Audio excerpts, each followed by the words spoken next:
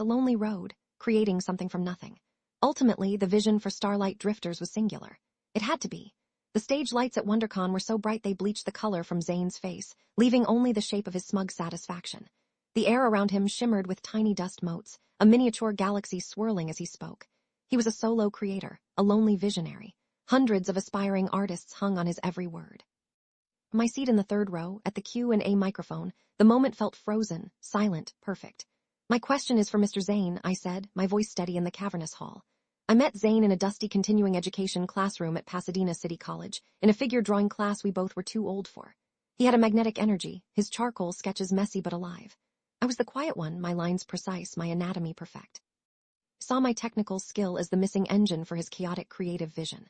We started meeting for coffee at a place called the Daily Grind, its worn wooden tables a battlefield for our ideas. I have a vivid memory of a late Tuesday night, sketching the helmet for our hero, Captain Eva, on a stack of thin brown napkins while he acted out her entire backstory. He was brilliant. But the first red flag was small, almost charming. He'd always forget his wallet.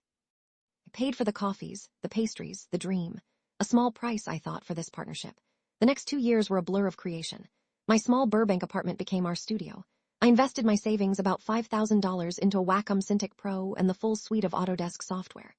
Zane promised to pay his half, but the money never came. Instead, he'd bring Porto's pastries as a peace offering, the sweet guava cheese filling a distraction from the growing imbalance. I was pulling the all-nighters, wrestling with render farms and complex character rigs. I was the front man, the networker, taking meetings and building the brand of Starlight Drifters. I rationalized it. He was the showman, I was the craftsman, we needed both.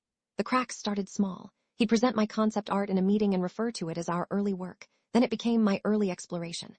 I'd gently correct him later and he'd laugh it off. You know what I mean, we're a team. His gaslighting was as smooth as his smile. The real break came from a digital mistake.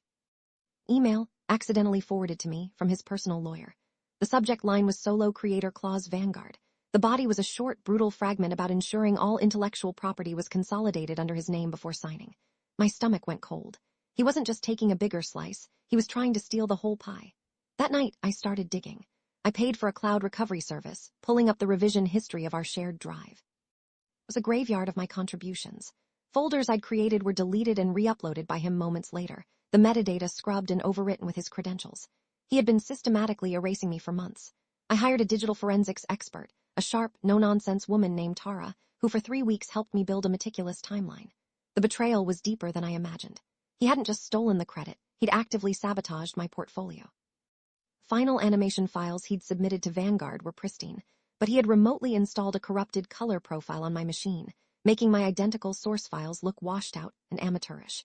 It was intellectual property poisoning. He wasn't just writing me out, he was trying to make it look like I never had the talent to be there in the first place. The final humiliation came in a glass-walled boardroom at Vanguard Animation Studios. Ms. Valdez, a senior VP with sharp eyes, watched us both. Zane, believing I had no proof, went for the kill. Look, your technical work was helpful. A great foundation, he said, his voice dripping with condescension. But the heart, the story, the soul of Starlight Drifters that came from me? You're a fantastic technician, but you're not an artist. Let's not confuse the two. The word technician hung in the sterile air. All the warmth I ever felt for him, all the shared laughter over cold coffee and napkin sketches, evaporated. In that moment, watching him lie so effortlessly to the faces that could make our dream real, my own plan became crystal clear. On the polished mahogany table between us sat the Vanguard-branded USB drive he'd used for his presentation. I knew he was too cheap to buy quality drives. It was just a generic stick he'd transferred the files to in the lobby. A small, sloppy detail. My opening.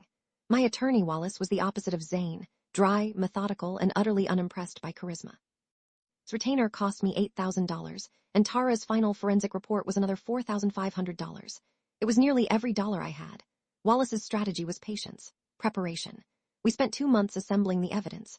There were the timestamp screen recordings of my original ZBrush and Maya files, showing my name on the software license.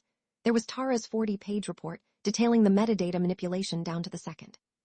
He had emails from 2021, where Zane praised my brilliant artistic choices on the very character designs he now claimed as his.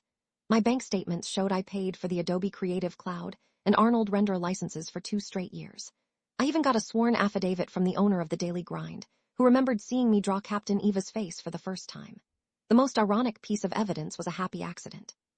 The unique, gritty texture on Captain Eva's jacket, our signature design element, was created from a high-resolution scan of a coffee stain on one of those original napkins from the Daily Grind. He'd saved it, tucked away in a sketchbook for sentimental reasons. It was a digital fingerprint, a tiny, unforgeable link between the real world and our creation. Wallace drafted a weak-looking cease and desist letter, focusing only on a financial claim for unpaid work for hire. It was the perfect bait. Zane, seeing it as a pathetic money grab, grew overconfident. He thought I was a broke, defeated technician. When Vanguard invited him to be the keynote speaker on the solo creator panel at WonderCon, he jumped at the chance to publicly cement his legacy. He walked right into the trap. The auditorium was packed. Zane was glowing under the spotlight, the conquering hero. I waited for the Q&A, walked to the microphone, and stood there as the moderator called on me. "My question is for Mr. Zane," I said, my voice ringing with calm clarity. He beamed, ready for a fawning question from a fan. "You talk about the specific ZBrush sculpting techniques you used for Captain Eva's cybernetic arm. The custom alpha brushes, the polygon grouping for the hard surfaces." His smile flickered. He had no idea what I was talking about. He started rambling about vision, about the emotional core of the design. The air in the room shifted. A few artists in the front rows exchanged confused glances. I kept my voice even. "Because my forensic report shows those files were created on my workstation, timestamped March 14th, 2022, under my software license." A wave of murmurs rippled through the audience. Zane's face was now a pale, frozen mask. I let the silence hang for a beat before delivering the final blow. And for the creators in the audience, a question of intellectual property. If the unique texture map on a character's jacket is a photogrammetry scan of a coffee stain from a napkin at the Daily Grind from your very first creative meeting, who owns that? On the giant screen behind Zane, the moderator, prompted by Wallace who was standing in the wings, displayed an image I had sent them. On the left, a photo of the faded, coffee-stained napkin from my sketchbook. On the right, a super high-resolution render of Captain Eva's jacket. The patterns matched perfectly. A collective gasp went through the hall. Zane just stood there, speechless, as his entire fabricated story collapsed in a public forum. Moderator turned to me, then back to him, asking for a comment. He just stared blankly.